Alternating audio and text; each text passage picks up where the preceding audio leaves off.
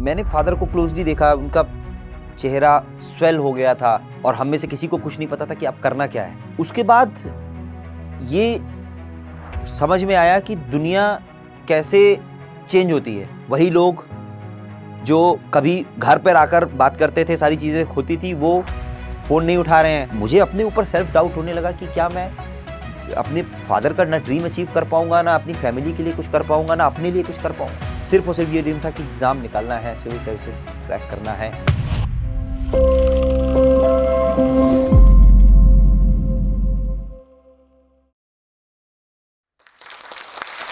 ये बात है 2010 की। मैं अपने इंजीनियरिंग कॉलेज के फाइनल ईयर में था और जैसा कि एक 22 साल के लड़के के इंजीनियरिंग के स्टूडेंट के ड्रीम होते हैं, मेरा भी ड्रीम था कि जैसे इंजीनियरिंग ख़त्म होगी मैं भी किसी अच्छी सी एमएनसी में प्लेसमेंट लूँगा और उसके बाद कहीं बाहर सेटल होकर अपनी आराम से लग्जरी लाइफ जीऊँगा। लेकिन कहते हैं ना कि हमेशा वैसा नहीं होता है जैसा कि आप लाइफ में सोचते हैं। कभी कभी ईश्वर ने आपके लिए कुछ अलग सोच के रखा होता है। मेरे साथ कुछ ऐसा हुआ जिसकी कल्पना शायद किसी बेटे ने कभी नहीं की होगी और ना ही मेरे परिवार ने कभी ऐसा सोचा था।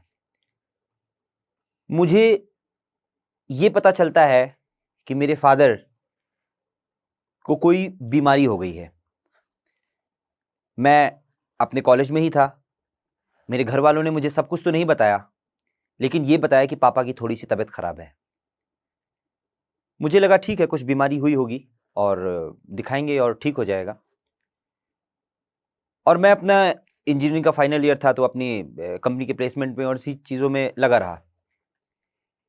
लेकिन करीब 10 दिन बाद फिर से जब घर पर बात हुई तो इस बार सिचुएशन थोड़ी और चेंज हो गई थी। मम्मी की जो आवाज़ थी वो इस बार और गंभीर थी। मैंने पूछा, मम्मी क्या हुआ है, बताइए। बहुत हिचकिचाते हुए उन्होंने कहा, बेटा हो सके तो घर आ जाओ। मुझे लग गया कि हाँ, शायद कुछ ऐसा हुआ है जो घर वाले मुझे बताना नहीं चाह रहे हैं और मुझे अब तुरंत जाना होगा। मैंने जल्दी से अपना बैग पैक किया और अगली जो ट्रेन घर के लिए थी मैंने वो ट्रेन पकड़ी। नोएडा से लखनऊ तक का सफ़र लगभग 6 घंटे का था और वो 6 घंटे मुझे 6 साल के बराबर लग रहे थे। मेरे दिमाग में सिर्फ एक ही बात चल रही थी कि मम्मी ने ऐसा क्यों कहा कि हो सके तो तुरंत घर आ जा। किसी तरह करके वो सफ़र मेरा कटा और मैं घर पहुंचा हूं। और जैसे ही मैं घर पर पहुंचा तो देखा कि पूरे घर में कई ऐसे रिश्तेदार बैठे हुए हैं जो जनरली घर पे नहीं होते हैं। मैं समझ गया कि बात तो बहुत सीरियस है। तुरंत मैं मम्मी के पास गया। मम्मी ने मुझे देखते ही पहले तुरंत गले से लगा लिया। उनकी आंखों में आंसू थे। वो मुझे अब दूसरे कमरे में लेके गई और उन्होंने बोला कि बीबू, पापा की तबीयत बहुत ख़राब है, हमें दिखाना होगा, समझ नहीं आ रहा है अब क्या करना है। मैं खुद भी नहीं समझ पाया कि आखिर ये क्या हुआ, क्योंकि पिताजी का व्यक्तित्व ऐसा था, हेल्दी लाइफस्टाइल थी, खान पान पर पूरा कंट्रोल रहता था, खुद वो एक अधिकारी थे, कोई बुरी आदत नहीं थी। तो ऐसा क्या हो गया अचानक से 50 साल की उम्र में कि सारे लोग इतने परेशान हैं और अब ये बात आ गई है कि अब उनको दिल्ली ले जाकर दिखाना होगा। फिलहाल मैंने खुद को संभाला, मम्मी को संभाला। मैंने कहा, मम्मी कोई बात नहीं, बीमारी तो है, दिखाएंगे हॉस्पिटल में, ट्रीटमेंट होगा, ठीक हो जाएंगे। और उसके 2 दिन बाद ही सभी लोग वहाँ से दिल्ली के लिए पापा को लेकर हम लोग आए और यहाँ पर हमने एम्स में पापा को दिखाया। डॉक्टर अभी भी खुलकर नहीं बता रहे थे। कई तरीके के टेस्ट हुए, एमआरआई कराया गया, स्कैन्स कराए गए। वो हमेशा यही बोलते थे कि और कोई आपके फैमिली में कोई बड़ा आदमी है जो जिससे बात कर सकें। तो मैं रहता था, मेरे और मामा वगैरह कुछ रिश्तेदार थे। मैं कहता था, आप बताइए क्या चीज़ें हैं, कैसे हैं, बताइए, आप मुझे बताइए क्या ट्रीटमेंट होना है, कैसे होना है। इस तरीके से चीज़ें चलती रहीं। एम्स में लगभग हमें 1 हफ्ते हो चुके थे और लगातार 1 हफ्ते से हम लोग एक ऐसी जगह पे थे जहाँ पर एक आदमी जिंदा जाता है और एक आदमी शायद मर के बाहर निकलता है। लगातार वो दवाइयों की गंदी स्मेल, बीप बीप की आवाज़, सफ़ेद कोट, मरीजों का आना जाना, ये देखते देखते लाइफ में कभी ऐसी सिचुएशन फेस नहीं की थी। और तब वो भी तब जब आपके फादर खुद वहां पे एडमिट हैं। बस हम यही उम्मीद कर रहे थे कि पापा जल्दी से ठीक हो जाएं और हम लोग वापस लखनऊ को जाएं। लेकिन तभी जो सबसे सीनियर डॉक्टर थे जो पापा को देख रहे थे, वो शाम को हमारे पास आते हैं और कहते हैं कि आप कौन बड़ा है जिसके हमें कुछ बात करनी है उससे। मैं कहता हूँ कि आप सर मुझे ही बताइए क्या बात करनी है। वो मुझे अपने केबिन में लेके जाते हैं, साथ में मेरी बड़ी दीदी भी होती हैं, और तब वो मुझे बताते हैं फाइनली कि देखो रितेश, तुम्हारे फादर को ब्रेन में ट्यूमर हुआ है जो कि कैंसरस है। कैंसर का नाम तो सुना था, लेकिन ये तब तक भी नहीं पता था कि ये कितनी गंभीर चीज होती है और इसका क्या फाइनल क्या इसका वो हो सकता है। जब वो बताते हैं कि ब्रेन ट्यूमर है, कैंसरस है, मैं तब भी उनसे ये कहता हूं कि ठीक है, आप ठीक तो कर देंगे ना, आप ट्रीटमेंट करिए जो भी है। वो कहते हैं हम कोशिश तो करेंगे लेकिन कुछ कह नहीं सकते हैं। कुछ समझ नहीं आता, ना मुझे समझ में आता है। मैं 21 साल का एक लड़का उस समय पे, मेरी सिस्टर मेरे से 2 साल बड़ी। हमें लगता है ठीक है, ये कह रहे हैं तो ट्रीटमेंट तो करके ठीक कर देंगे, लेकिन ये क्यों कह रहे हैं कि जो है कुछ कहा नहीं जा सकता है। वो रात मुझे याद है, फादर अंदर थे और हम लोग थोड़ी दूरी पे उनके बैठे हुए थे। मैं और मेरी सिस्टर दोनों सिर्फ वही जो डॉक्टर ने कहा था वही चीज दिमाग में चल रही थी। फादर भी हमें देख रहे थे। उन्होंने मुझे अपने पास बुलाया और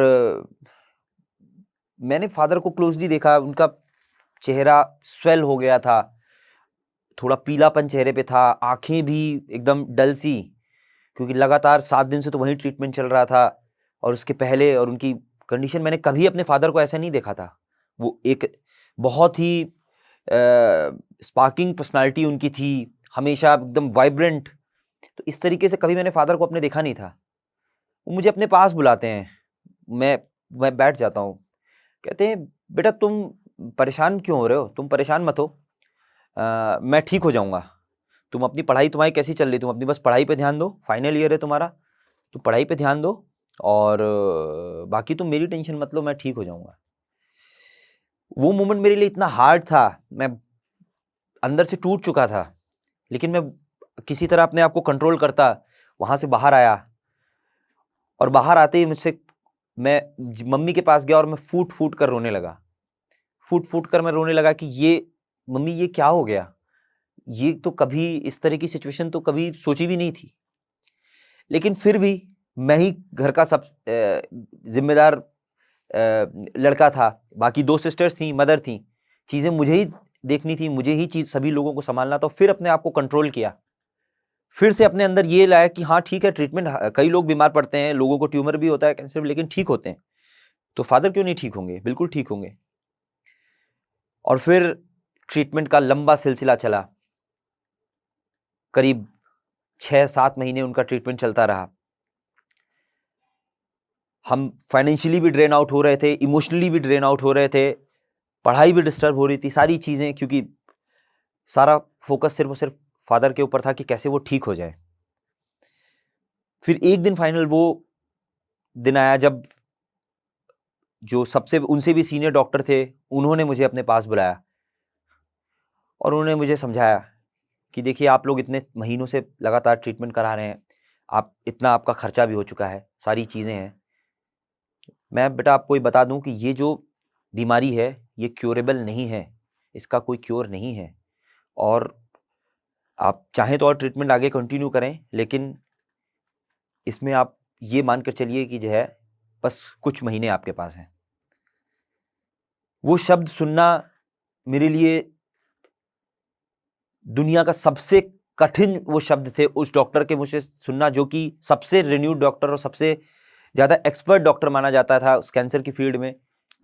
उसने जब ये बोल दिया तो मेरे लिए तो शायद मेरी दुनिया वहीं खत्म हो गई थी। लेकिन फिर भी कहते हैं ना, इंसान तब भी हार नहीं मानता है। फिर भी हमने और जगह बात की, हम आयुर्वेदिक, होम्योपैथिक, कहीं जो भी मिला, नीम, हकीम, वैद्य, कुछ भी हमने नहीं छोड़ा कि कुछ भी करें पर फादर कैसे भी करके ठीक हो जाए। लेकिन वो कहते हैं ना कि अगर ईश्वर ने कुछ लिख दिया तो उसको आप इंसान बदल नहीं सकता है। और वही हुआ। फाइनली एक दिन ऐसा आया कि हमारे फादर हमें छोड़कर चले गए और पीछे रह गए हम लोग, जो घर पे एक माँ जो पेंशन पे चल रही थी फादर की, और मेरी दोनों सिस्टर्स और मैं, तीनों में से किसी के पास भी कोई जॉब नहीं थी, किसी की भी शादी नहीं हुई थी। एक ऐसा परिवार जो एक बड़े से पेड़ के नीचे साये में आराम से जी रहा था, अचानक से वो साया हमारे ऊपर से हट गया और हम में से किसी को कुछ नहीं पता था कि अब करना क्या है, आगे लाइफ को ले कहाँ पे जाना है।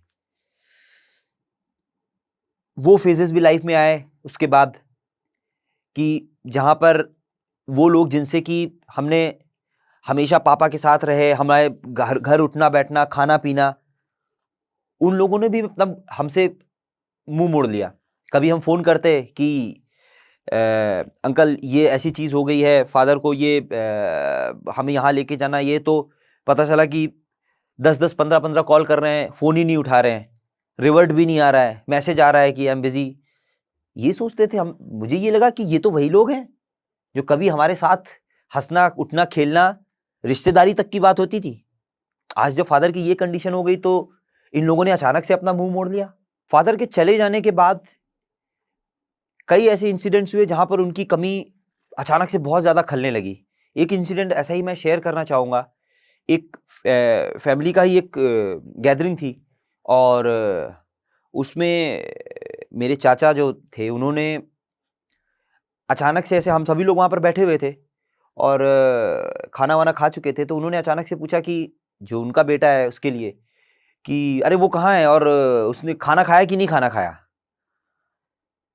अचानक से मेरे दिमाग में ये बात कौन गई कि अब मेरे लिए ये बोलने वाला कोई नहीं है कि मेरे बेटे ने खाना खाया कि नहीं खाया। और मुझे ये रियलाइज हुआ कि सच में मैं अपने फादर को कितना मिस कर रहा हूं। और एक्चुअली क्या होता है कि हम जहां से, आप जिस बैकग्राउंड से आते हैं, वहां पर फादर और सन के बीच में एक बहुत ही रिस्पेक्ट का और एक तरीके की दूरी का रिश्ता होता है। हम अपनी माँ के तो करीब होते हैं, लेकिन अपने पिताजी से हम उनका सम्मान तो करते हैं, लेकिन कभी उस तरीके का इमोशनल शो ऑफ नहीं हो पाता है कि आप अपने पिताजी को जाकर गले लगा लें या उनसे बहुत खुलकर बात कर सकें। एक रिस्पेक्ट ज़्यादा होती है कि अगर पिताजी यहाँ हैं तो हम दूसरे कमरे में चले जाएं, या अगर वो कुछ कर रहे हैं तो हम उनसे मिनिमम ही बात होती है। और मुझे ये तब रियलाइज होना शुरू हुआ कि एक बेटा अपने बाप के कितने करीब होता है, और अगर किसी इंसान को किसी चले जाने की सबसे ज्यादा कमी खलती है तो वो शायद उस बेटे को होती है। और तब मुझे वो रियलाइजेशन हुआ कि मैंने क्या खो दिया है लाइफ में। उसके बाद ये समझ में आया कि दुनिया कैसे चेंज होती है।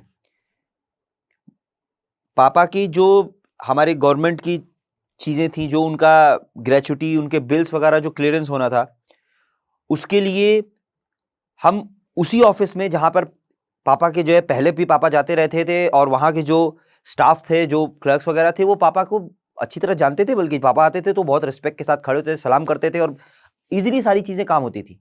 उन्हीं ऑफिसेज में मुझे और मेरी मदर को महीनों चक्कर लगाने पड़े। वही लोग जो कभी घर पर आकर बात करते थे, सारी चीजें होती थी, वो फोन नहीं उठा रहे हैं। हम लोग जा रहे हैं तो कहीं डेढ़ घंटा बाहर वेट कर रहे हैं और खींचता चला जा रहा है इधर से उधर चीजें। और वो काम जो ऐसे ही हो जाया करते थे, उनके लिए हमको इतना स्ट्रगल करना पड़ा। तो समझ में आया कि लोगों को चेंज होते हुए देर नहीं लगती है, और हमने वो देखा। उस मोमेंट पे ये रियलाइज हुआ कि अब लाइफ में जो फादर चाहते थे, अब वही ड्रीम अचीव करना है और सिविल सर्विसेज में ही जाना है। ये मैंने भी डिसाइड किया, मेरी दोनों सिस्टर्स, उन्होंने भी ये डिसाइड किया कि हम लोग सिविल सर्विसेज में ही जाएंगे। और ये जो सिचुएशन हमारी हुई है आज, जो चेंज हुई, इसको हम दोबारा से रिवर्स करेंगे। प्रॉब्लम ये थी कि हम फाइनेंशियली भी ड्रेन आउट हो चुके थे, कोई बैकअप नहीं था। दोनों सिस्टर्स में कोई मैरिड नहीं थी, मेरे से बड़ी दीदी भी थी। वहाँ फैमिली प्रेशर, सोसाइटी का प्रेशर वो भी आ रहा था, परिवार का, रिश्तेदारों का, कि बड़ी बहन की शादी भी करनी है। लेकिन ये हम तीनों ने मन बनाया कि जो है, जो भी हो सिचुएशन, जो भी हो, हम सिविल सर्विसेज की तैयारी करेंगे। तो ये तो हमने ठान लिया था और हमारे प्रिपरेशन का जो सफ़र था वो स्टार्ट भी हो गया। लेकिन पहली जो दूसरी समस्या चल रही थी कि जैसा कि हम जानते ही हैं कि घर में अगर बड़ी लड़की है और मेरी सिस्टर की अच्छी खासी एज हो चुकी थी, तो लगातार ये प्रेशर हमारे ऊपर था कि इनकी शादी करानी है, इनकी शादी करानी है। और अगर फादर होते तो पचासों रिश्ते थे जो आते, और जो है उनका इतने कॉन्टेक्ट्स भी थे, सारी चीज़ें थी, लेकिन मेरे लिए और सिर्फ मेरी मदर के लिए वो सिचुएशन बहुत ही ज़्यादा डिफिकल्ट थी। और लोग इस तरीके की बातें करते कि बस शादी इनकी करा दो, क्योंकि ये तो भाई तो तैयारी कर रहा है, उसका फोकस तो तैयारी पे है, फिर लड़की बड़ी हो रही है, घर में बैठी रहेगी, ऐसे काम नहीं चल पाएगा। और इस तरीके के लोग जो कभी मतलब पापा के सामने भी शायद नहीं आते, वो उस तरह के लोग जो है रिश्ते, और कहीं पैसे की बात कि इतना पैसा हमारे पास कोई था नहीं कि पैसा देने के लिए, और जो है कोई ऐसे कॉन्टेक्ट्स भी नहीं थे, कोई ऐसे लिंक्स भी नहीं थे कि जहाँ से हम अच्छी कोई शादी करा सकें। तो वो फेज़ भी लाइफ में आया कि जब लगातार हम लोग जाते थे और रिजेक्शंस की नहीं, कुछ जो भी लोग कुछ बहाना बना देते थे, कभी कुछ बहाना बना देते थे कि ये चीज़ नहीं, अभी हम ये चाहते हैं, वो चाहते हैं। समझ में तो आ रहा था कि हाँ, आप चाहते क्या हैं, लेकिन ठीक है, वो स्ट्रगल चलता रहा, साथ में अपनी स्टडीज़ भी पैरेलल में चलती रहीं, लगे रहे, हम लोग लगे रहे। और ऐसा नहीं था कि अचानक से ही जो है हमें आकर सक्सेस मिल गई, नहीं, लाइफ में ऐसा कई साल लगे, कई अटेम्प्ट्स दिए, यूपीएससी के, स्टेट सर्विसेज के हम लोग लगातार अटेम्प्ट देते रहे। प्रीलिम्स कई बार, पहले बार प्रीलिम्स रुक गया, फिर उसके बाद ऐसा हुआ कि मेंस तक पहुंचे, फिर मेंस में जाके मेंस में कुछ मार्क्स कम रह गए, इंटरव्यू तक नहीं पहुंच पाए, फिर इंटरव्यू तक पहुंचे, जाकर इंटरव्यू से भी रिजेक्शन हुआ। फिर लाइफ एक ऐसा भी लगा जब 3-4 साल इसी तरह करते हुए बीत गए, ना हाथ में कोई जॉब, ना फाइनेंशियली बिल्कुल खत्म हो चुके, और साथ में घर में 3 लोग जो, जिनमें से किसी की, दोनों सिस्टर्स में से किसी की शादी भी नहीं हो पाई है। मम्मी, उन्होंने वो खुद अपने अंदर में इतनी मजबूत थी कि कभी उन्होंने कुछ ऐसा शो नहीं होने दिया, लेकिन उनके चेहरे से परेशानी समझ में आती थी कि ये कुछ भी क्यों नहीं रहा है, ना किसी की शादी हो पा रही है, ना किसी का एग्जाम क्लियर हो रहा है, और सिर्फ जो पेंशन आ रही है उससे घर चल रहा है। और फिर भी मदर इतनी मजबूत थी कि वो हम सबको सपोर्ट कर रही थी कि हाँ ठीक है, तुम स्टडीज में जो भी खर्चा आ रहा है, जो भी आपका है, वो हम मैनेज कर रहे थे किसी ना किसी तरीके से। लेकिन मूड में ऐसा लगा कि आखिर क्या कभी कुछ सही नहीं हो पाएगा क्या अब लाइफ में कुछ बिल्कुल ही किसी भी चीज के लिए सेटल होना पड़ेगा क्या? मुझे अपने ऊपर सेल्फ डाउट होने लगा कि क्या मैं अपने फादर का ना ड्रीम अचीव कर पाऊंगा, ना अपनी फैमिली के लिए कुछ कर पाऊंगा, ना अपने लिए कुछ कर पाऊंगा, कि आखिर ये हो क्या रहा है। लेकिन ये कहा गया है ना कि भगवान के घर में देर है पर अंधेर नहीं। स्थितियां बदलती हैं, सिचुएशन चेंज होती है। अगर आप कर्मठता से काम करें, आपकी विल पावर स्ट्रांग है, आप में जो है कुछ कर दिखाने की हिम्मत है, तो आप पत्थर को तोड़ के भी पानी निकाला जा सकता है। और वैसा हुआ। समय लगा, 5 साल लगे, पर फाइनली स्टेट सर्विसेज का जो मेरा एग्जाम था वो मैंने क्लियर किया, और मैं कॉमर्शियल टैक्स ऑफिसर की पोस्ट पे सेलेक्ट हुआ 2018 में। वो मोमेंट लाइफ को एक पूरा यू टर्न देने वाला मोमेंट था कि फाइनली जिस चीज के लिए इतना समय लगाया था और इतना सभी ने, पूरे परिवार ने जो पूरा स्ट्रगल किया था, वो कुछ हद तक उसमें सक्सेस मिली। लेकिन अभी भी जो ड्रीम था, जो गोल था, वो अचीव नहीं हुआ था, क्योंकि ड्रीम तो था कि सिविल सर्विसेज के टॉप पोस्ट पे पहुंचना है। जर्नी एंड नहीं हुई थी। हम दोबारा से बिना कोई रेस्ट लिए, बिना किसी उस ठहराव के दोबारा से अपनी प्रिपरेशन में लग गए। सिर्फ मैं नहीं, मेरी दोनों सिस्टर्स भी, सभी लोग। मैं तो फिर भी एक पोस्ट अचीव कर चुका था, लेकिन अभी दोनों सिस्टर्स, उनमें से किसी ने इंटरव्यू तक भी वो नहीं पहुंच पाए थे। और जब तक वो दोनों नहीं आ पाते, तब तक ये यात्रा भी अधूरी थी, और जो मुकाम लाइफ में हासिल करना था वो भी नहीं मिल पाने वाला था। हमने और मेहनत की। मुझे याद है मोमेंट्स जब मेरी दोनों सिस्टर्स दिन में 15-15, 16-16 घंटे सिर्फ और सिर्फ पढ़ाई में लगे रहते थे। सिर्फ पढ़ाई करना और कुछ नहीं लाइफ में। बहुत चीजें प्रेशर आता था, वो आते थे, उनको इग्नोर करके, या किसी तरीके से कह सकते हैं कि किसी तरह मैनेज करके, सिर्फ और सिर्फ ये ड्रीम था कि एग्जाम निकालना है, सिविल सर्विसेज क्रैक करना है। फाइनली 2019 में अब वो दिन मुझे याद है, स्टेट सर्विसेज का एग्ज़ाम हमने सभी ने प्रीलिम्स, मेंस और इंटरव्यू सब दे दिया था और फाइनल रिजल्ट के दिन हम रिजल्ट का वेट कर रहे थे। ये पता चल चुका था मॉर्निंग में ही कि आज रिजल्ट आने वाला है, सुबह से ही। तो वो जो क्यूरियोसिटी रहती है दिन भर से ही, सुबह से ही कभी साइट्स को देखना, कभी ग्रुप्स को देखना कि कब आ रहा है रिजल्ट, कब कैसे आ रहा है। और फाइनली रात में रिजल्ट आता है और पीडीएफ जब सामने आई तो मैं, मेरी सिस्टर्स, सभी लोग बैठे हुए थे, पीडीएफ को देखना शुरू किया। तो मेरा उस पीडीएफ में पहले ही पेज पे मेरा नाम था और सामने डीएसपी लिखा हुआ था। मेरे घर वाले सभी लोग खुशी से वहीं एकदम झूम उठे, लेकिन मैं शांत था क्योंकि मुझे अपनी बहन का नाम उस लिस्ट में देखना था। मैं लिस्ट पीडीएफ को आगे बढ़ाता गया।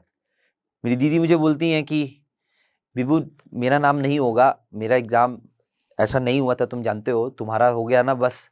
मैंने कहा मैं कुछ बस पीडीएफ को देखता गया और फाइनली 7वें 8वें पेज पे मैंने अपनी सिस्टर का नाम देखा। वो मोमेंट मैं अपनी लाइफ में कभी भूल नहीं सकता हूँ। मेरी आंखों से आंसू गिरने लगे और तब उसके बाद मैं खुशी से झूम उठा। परिवार के सभी लोग वहां पे थे, सभी ने एक दूसरे को गले लगा दिया, सभी की आंखों से आंसू बह रहे थे। फाइनली वो चीज अचीव हुई जो फादर ने सपना देखा था, जो इतने सालों का हमने स्ट्रगल किया था। मैं, मेरी सिस्टर दोनों सिविल सर्विसेज में सेलेक्ट हो चुके थे। वो कहते हैं ना कि कौन कहता है आसमां में सुराख नहीं हो सकता, एक पत्थर तो तबीयत से उछालो यारो।